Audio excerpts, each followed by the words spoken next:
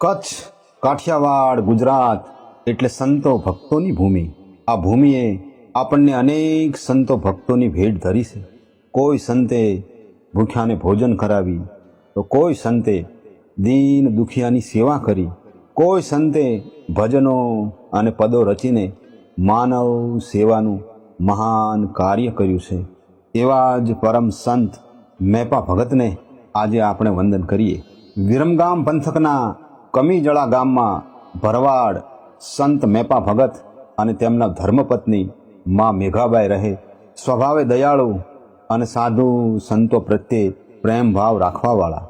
ગુરુ ભાણ સાહેબ મળતા જ ભક્તિનો રંગ લાગ્યો, એટલે પોતાનું સ્વકર્મ ઢોર ઢાંખર ચરાવે અને પ્રભુ સ્મરણ કરે. એક વખત ગાયકવાડ સરકાર બાપુ સાહેબે ભરવાડોના સીમમાં ભેલાણ બાબતે ગુસ્સે થઈ ભરવાડ સમાજના 40 જેટલા વડીલ આગેવાનોને જેલમાં પૂર્યા. મેપા ભગતે જાતે તપાસ કરીને જોયું તો નુકસાન ઓછું હતું અને સજા મોટી હતી. તેથી મેપા ભગત ગાયકવાડ પાસે સાચી રજૂઆત કરવા ગયા, પણ તેમને સાંભળ્યા વિના જ જેલમાં પૂરી દીધા. મેપા ભગતે હસતા હસતા જેલ વહોરી લીધી.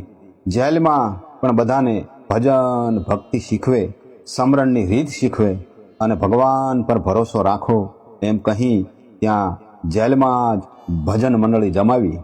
મારી વેલેરી કરજે વાર હું સાંભળ્યા, એક તું એક તું એક તું. આર્ત નાદે ભગવાનમાં તલ્લીન થઈ ગયા.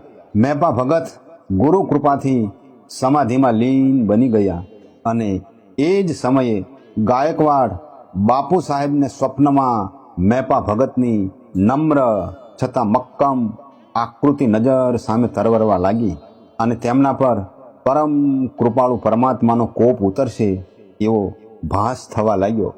બાપુ સાહેબને પોતાની ભૂલનો પસ્તાવો થતાં જેલમાં પૂરેલ તમામ આગેવાનોને દંડથી મુક્ત કરી અને માનભેર છોડી મૂકવામાં આવ્યા. તેથી ગામડે ગામડે મેપા ભગતનો જય જયકાર થવા લાગ્યો.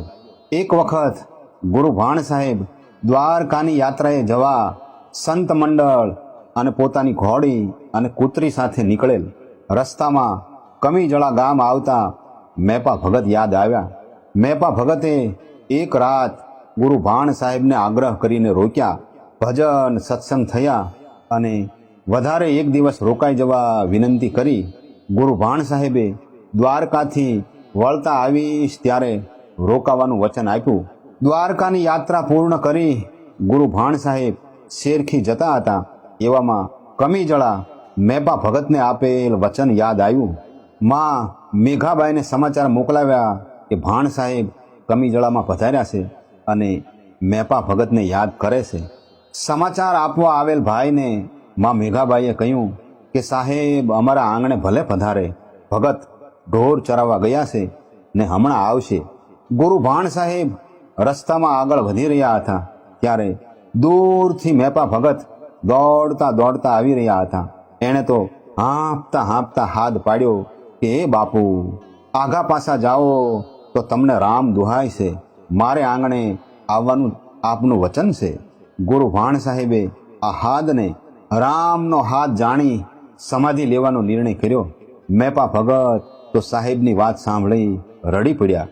જમીન પર આળોટી મોઢામાં ચરણ પાદુકા લઈને ગુરુ ભાણ સાહેબને વિનમવા લાગ્યા. હે ગુરુ મહારાજ, આપના અધૂરા કામ મારા કારણે રહી જશે અને હૈયા ફાટ રુદન કરવા લાગ્યા. ગુરુ ભાણ સાહેબ બોલ્યા, મેપા ભગત, તમારા હૈયામાંથી ભગવાને જ આદેશ આપ્યા છે અને હું તમને આદેશ આપું છું કે મારું કાર્ય તમારે પૂરું કરવાનું છે. 1 વર્ષ સુધી મારા કહ્યા પ્રમાણે તમે બંને પતિ પત્ની નેહડે નેહડે ગામડે ગામડે મારા રામના નામનો આહલેખ જગાવજો. એ જ મારું કાર્ય બની જશે. સંત ભાણ સાહેબે ત્યાં જ સંમત 1911માં સમાધિ લીધી.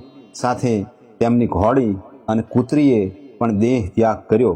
ત્યારબાદ મેપા ભગતે અષાઢી પૂનમના દિવસે સંત મેળો કર્યો, જેમાં 5.25 મણ ઘી વાપરી સાધુ સંતો અને અભ્યાગતોને જમાડ્યા અને ઠાકોરજીનું મંદિર બંધાયું, એક લીમડો વાવ્યો અને પરમાત્માનો મહિમા ગાતા ગાતા સંમત 1912 મહાસુદ 11ના દિવસે મેપા ભગત અને મા મેઘાબાઈએ સમાધિ લીધી.